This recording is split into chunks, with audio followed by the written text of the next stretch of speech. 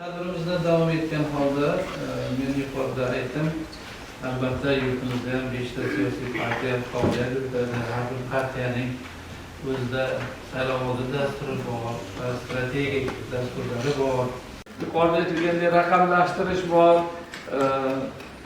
bevosita o'sha ushlashlar hammasi bo'lyapti. Televizorda, ijtimoiy tarmoqlarda kuzatyapmiz. Xalqchi, bizchi, mana shu kalla o'tirganlarchi o'zimiz ham kurashyapmizmi desa, yo'q. Ishimiz tezroq bitishini o'ylab, noqonuniy yo'llar bilan bo'lsa-da, shu pul berib bo'lsa-da, ishimizni bitirishga harakat qilyapmiz.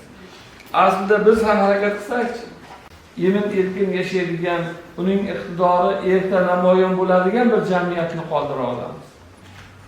Bu birinchisi. Ikkinchisi, bizni o'sha saylovoldidan vazifamizni qabul qilamiz. Maqsadimiz shu. Ta'lim sohasi. Mehmonlar va jamoatchilik vakillari, ota-onalar, sizlarni universitetda o'tkaziladigan korrupsiyaga qarshi kurash barchamiz burchimiz shiori ostidagi ochiq eshiklar tuni.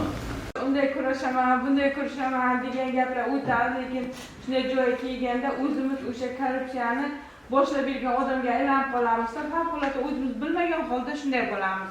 Mana ustoz aytganlaridek, radomlarga borgan bo'lamiz yo boshqacha qilyapmiz deb o'ylamaymiz-da.